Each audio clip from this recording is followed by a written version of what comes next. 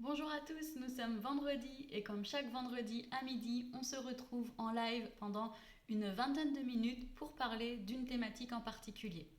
Alors comme vous le savez peut-être ou comme vous le savez peut-être déjà, je ne sais pas, ça dépend si vous suivez tout le fil de l'actualité sur la page Facebook, sur YouTube et sur LinkedIn, mais je vais bientôt sortir une formation. Enfin non, je vais la promouvoir, mais ce n'est pas moi qui vais la tourner cette fois-ci, mais bien le maître Sarah Ivanovic, avocate au barreau de Valence. Maître Sarah Ivanovic est une personne que je connais personnellement dans le cadre de mon activité professionnelle, que je respecte beaucoup. Je l'aime énormément. C'est une très très belle personne avec qui on peut discuter, échanger et qui est vraiment toujours présente pour pour me conseiller sur mon activité professionnelle. Ça fait quelques années maintenant que je travaille avec Maître Ivanovic et au fil du temps, au fil des difficultés que j'ai rencontrées et pour lesquelles elle m'a aidée et accompagnée, je me suis dit euh, que peut-être il y a des psychologues qui seraient tout aussi intéressés pour avoir des conseils, des informations, des listings, des petites choses comme ça pour éviter de tomber dans les pièges ou du moins dans certains pièges dans lesquels je suis tombée dans le cadre de mon activité libérale, je me disais que ça serait quand même hyper intéressant. Je ne me suis pas complètement trompée parce que, notamment au cours de cette année-là, de l'année 2019 et début 2020, alors peut-être parce que j'étais plus attentive à certaines choses, j'ai eu plusieurs appels, plusieurs mails de collègues, de consoeurs, de confrères, pour des questions juridiques, pour des questions de tel patient me demande ça, je ne sais pas si je devrais légalement lui donner, accéder à sa demande, est-ce que je devrais faire ce qu'il me dit ou pas, des genres de questions comme celle-ci. Et à chaque fois, j'envoie vers Sarah, Maître Ivanovic, pour qu'elle accompagne ces collègues-là qui sont en demande d'aide. Du coup, je me disais que oui, c'est très bien, elle est là pour les demandes particulières, mais peut-être que créer une formation qui nous apprend à nous, psychologues, notamment en libéral, à mieux nous protéger, à mieux connaître la loi, à mieux faire le lien entre ce que l'on peut faire, ce que l'on ne peut pas faire, à mieux comprendre certains petits aspects, certaines délicatesses du code de déontologie des psychologues, nous serait très très profitable. En faisant des recherches, il n'existe pas grand-chose. Il existe un bouquin en lien avec les aspects juridiques et la psychologie, que je n'ai pas encore lu, donc je ne donnerai pas mon avis dessus, en tout cas pas aujourd'hui. Au dernier CNNC, on a eu une intervention formidable d'une avocate. Je n'ai plus le nom en tête, mais je pourrais vous le redonner en commentaire tout à l'heure. Il n'y a aucun souci. Donc, dans le cadre du dernier CNNC, on a eu l'intervention de cette avocate qui nous a expliqué beaucoup de choses au niveau du droit, au niveau de la législation, de comment étaient encadrées ou pas nos pratiques. Là, c'était en l'occurrence sur du libéral, mais aussi sur des postes en institution. Donc c'était d'autant plus intéressant pour un maximum de psychologues, neuropsychologues présents dans la salle. Je dis psychologue, neuropsychologue, mais finalement ça concerne les psychologues cliniciens, ça inclut les neuropsychologues, mais c'est valable pour tous les psychologues cliniciens, évidemment. Euh, et c'est de cette intervention de cette avocate lors du dernier CNNC que je me suis dit, finalement, il n'y a qu'un bouquin qui est sorti l'année dernière sur la législation et les avocats. Il y a cette intervention au CNNC, mais qui était finalement réservée, et c'est normal, hein, ceux qui étaient inscrits au CNNC et qui y sont venus. Et puis derrière, à ma connaissance, il n'y avait rien, ni rien en tout cas de facilement accessible. En tapant sur internet psychologie juridique, on trouve les choses, disons, classiques, le site de l'État, quelques autres sites qui référencent la législation, mais pas forcément de sites qui permettent, enfin de services qui permettent d'accompagner les psychologues, qui permettent de répondre à des demandes. Là, par exemple, si j'ai un souci, je prends mon téléphone, je dis y a un patient qui me demande le compte rendu, et sinon il menace de me mettre en demeure. Qu'est-ce que je fais? Il y a certaines personnes qui vont être agressives, soit dans les mots, soit dans leurs écrits. Il y a des menaces qui peuvent être mises en œuvre par certaines personnes. Qu'est-ce qu'on fait? Alors, on panique, parfois on pleure, voilà, ça dépend. Mais la phase après l'émotion, ce serait de demander conseil à une personne dont c'est le métier, parce qu'effectivement, on ne peut pas être spécialiste de tout en psychologie, on ne peut pas non plus être psychologue, avocat, sauf si on a fait les études qui vont bien. Euh, avec Sarah Ivanovic, on a vraiment travaillé sur comment protéger mon activité libérale, comment moi me protéger. Et c'est pour ça que dans une autre vidéo qui est sur YouTube, hein, je vous ai présenté une vidéo sur le contrat que je faisais signer aux personnes qui venaient me rencontrer.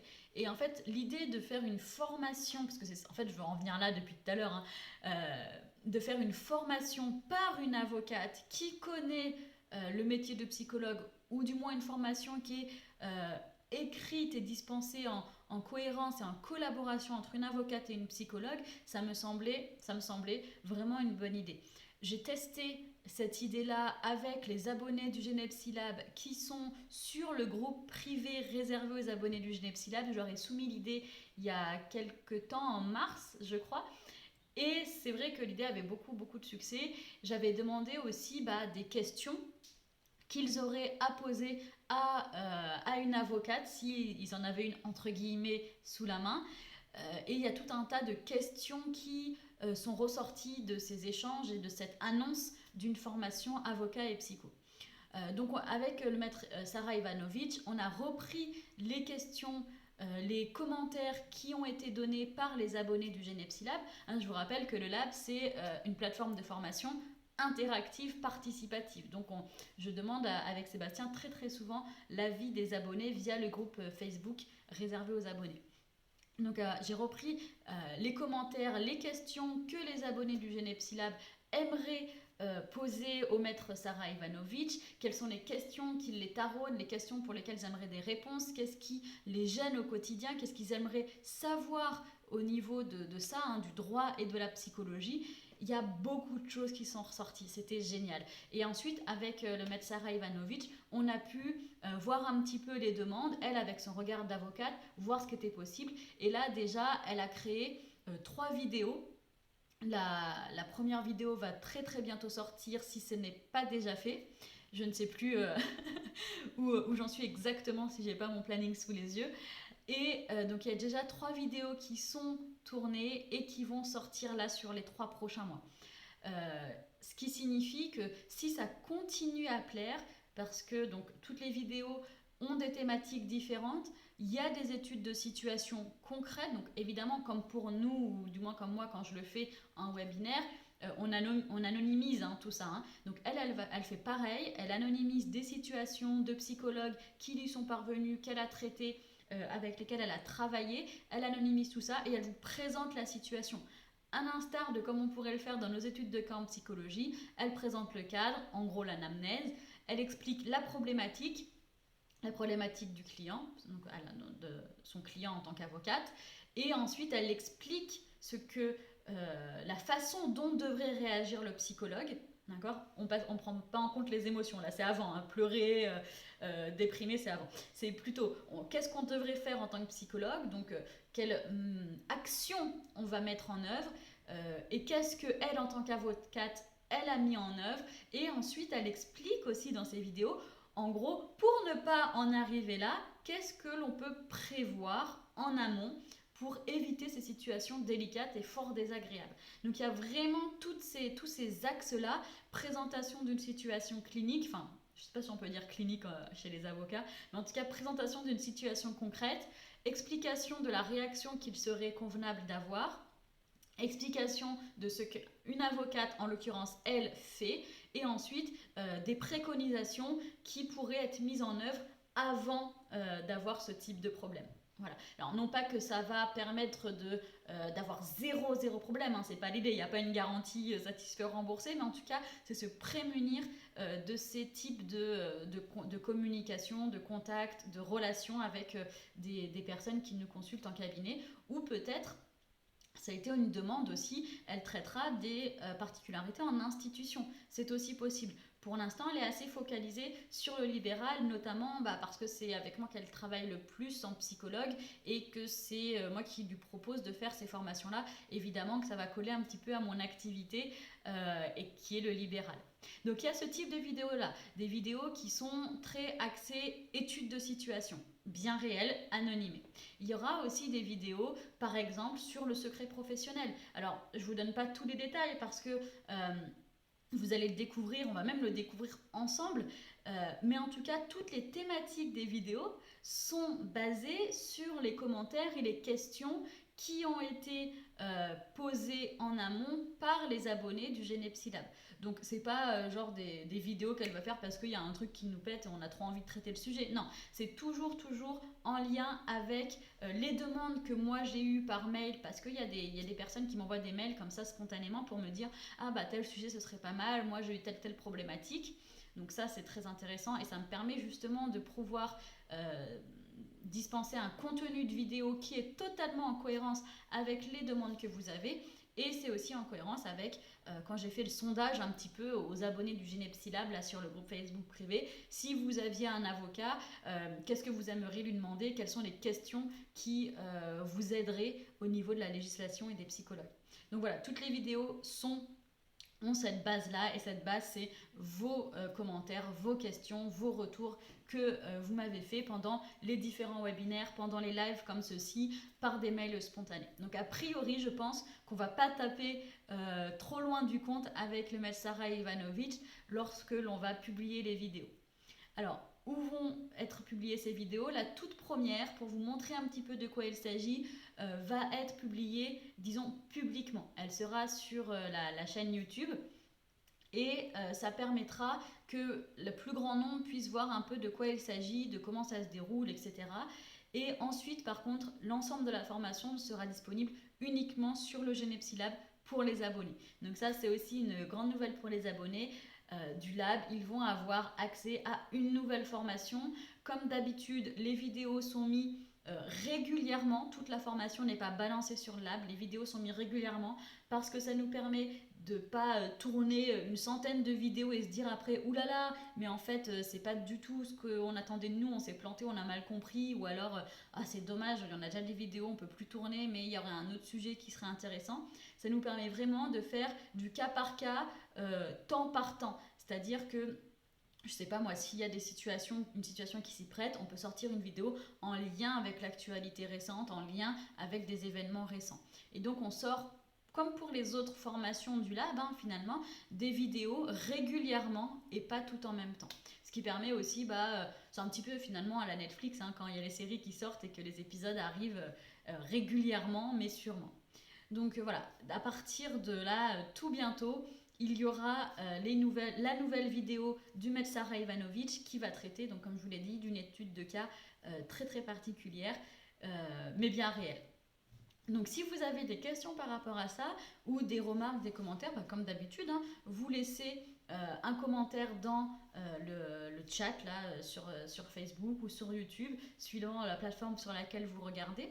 Et moi, ce que j'aimerais bien savoir, c'est comme je l'ai dit, on n'a pas tout tourné encore les vidéos de formation. Donc, est-ce que vous avez là des idées qui pourraient alimenter une thématique, qui pourrait faire l'objet d'une prochaine vidéo réalisée par le maître Sarah Ivanovic et qui pourrait être publiée prochainement?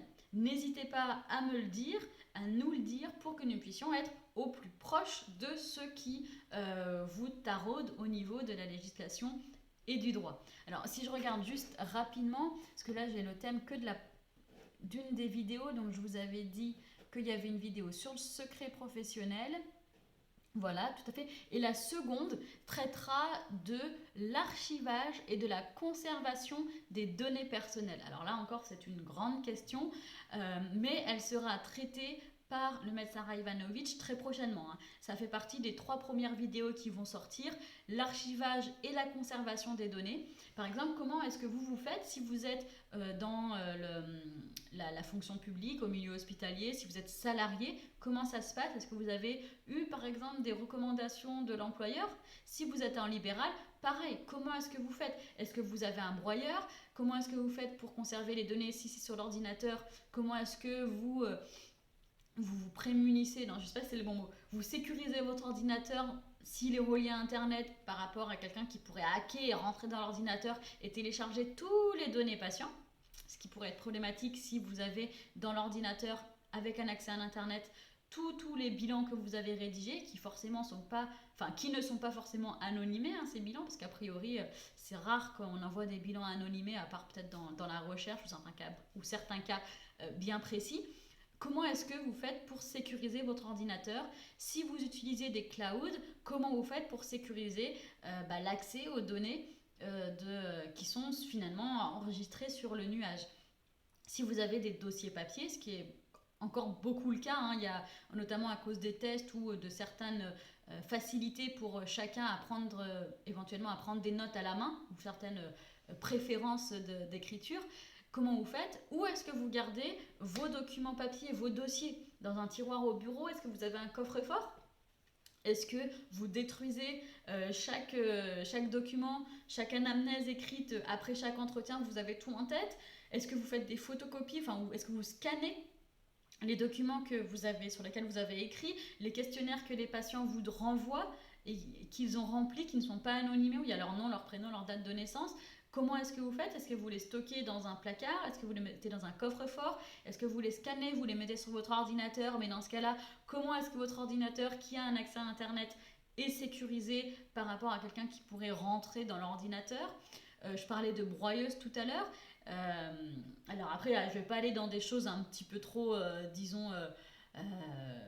trop folles, hein, mais il y a plusieurs types de broyeurs. Il y en a qui vont broyer dans 2 sens différents, il y en a qui vont broyer dans qu'un seul sens, donc on pourrait refaire un puzzle. Ouais, ça va loin, mais parfois, dans certaines situations, au moins la question peut mériter d'être réfléchie, même si derrière on ne met pas en place des choses complètement aseptisées. Mais personnellement, moi, quand j'ai acheté mon broyeur, je me suis posé cette question-là. Est-ce que j'achète un broyeur qui coupe que dans un sens et du coup on peut rassembler les morceaux? Ou est-ce que j'achète un broyeur qui coupe dans plusieurs sens? Comme ça rend vraiment plus compliqué la reconstitution du truc. Ouais, c'est un truc à devenir parano. C'est pour ça que y réfléchir toute seule dans mon coin, ok, mais avoir l'aide d'un avocat, c'est quand même bien mieux. C'est rassurant. Personnellement, moi j'ai pas mal peur de toutes ces actions en justice qui pourraient me tomber dessus. Non pas que je fasse des bêtises, hein, mais personnellement c'est une peur que j'ai et qui revient assez régulièrement d'avoir ce genre de soucis-là. Donc voilà, c'est bien, enfin je trouve ça super bien de pouvoir demander des conseils à un avocat, en l'occurrence une avocate qui, à mon grand plaisir, a accepté de collaborer avec Genepsi. Elle rentre donc dans l'équipe du Genepsi Lab pour vous aider, pour nous conseiller, pour que nous évitions d'avoir des mésaventures. N'hésitez pas, hein, si vous n'êtes pas en libéral, si vous êtes en salariat, n'hésitez pas à le dire en commentaire et surtout dire qu'est-ce qui vous aiderait. Puisque, comme je vous l'ai dit, moi je suis en libéral, Sarah va commencer notamment avec des vidéos qui concernent surtout le libéral, mais il n'y a aucun souci pour faire des vidéos qui concernent davantage le salariat, et à ce moment-là, il faut qu'on le sache. Sinon, on va rester sur du libéral, ce qui n'est pas une mauvaise chose, mais ce qui va fermer la porte à certains d'entre vous qui voudraient avoir des informations au niveau du salariat. On va rester vraiment a priori sur la pratique et pas sur sur des questions de contrat de travail, hein. On va vraiment rester sur de la pratique et sur le code de déontologie. Ce qui n'empêche pas que ça puisse évoluer. C'est une des raisons pour laquelle on ne tourne pas toutes les vidéos à l'avance, parce que si dans 2 mois j'ai 500 demandes sur le contrat de travail par exemple, on va en parler. Voilà. L'idée c'est vraiment de coller à vos besoins, à nos besoins, en tout cas à ceux dans un premier temps du plus grand nombre. Et ensuite, pour des besoins plus particuliers, eh bien, vous pourrez contacter Sarah et maître Sarah Ivanovic, mais nous ferons aussi, à l'instar de ce qu'on a déjà fait avec Sébastien, avec Gérald Bussy, Sébastien Rad, Dominique Cazin, des webinaires spécifiques à Genepsi, hein, donc les Genepsi Webi, qui sont accessibles uniquement aux abonnés du Genepsi Lab. Et dans ces Genepsi Webi, on traite un point en particulier par un des experts de l'équipe de formateurs du Genepsi Lab. Donc vous voyez, il y a plusieurs portes d'entrée pour différentes thématiques que l'on peut aborder. C'est pour ça que je vous encourage toujours à me faire remonter des informations, des questions, des souhaits, des boîtes à idées qui vous feraient vraiment plaisir et qui vous aideraient pour votre quotidien, pour que ce soit plus détendu et qu'on fasse vraiment ce que l'on aime. En tout cas, je vais parler pour moi, pour pouvoir faire ce que j'aime, c'est-à-dire de la clinique. On arrive au terme de ces 20 minutes. Comme souvent, je ne vois pas le temps passer, mais je vais essayer de respecter ce cadre et cette structuration que nous nous sommes fixés. Lundi sort la première vidéo où je vais enfin, où je vais enfin raconter mes fiches de lecture. Cette phrase était complètement dénuée de sens. Lundi sort la première vidéo qui fait partie de la playlist sur YouTube des fiches de lecture. Donc lundi, je vous retrouve à midi pour parler de la première fiche de lecture. Il n'y aura pas de surprise sur le bouquin, vous le savez, sinon vous regardez la vidéo de vendredi dernier. Et j'ai hâte d'avoir vos avis sur cette première fois, sachant que derrière, ça va évidemment évoluer grâce à vos commentaires qui sont toujours très très pertinents. Très bon week-end, très belle fin de semaine. À lundi!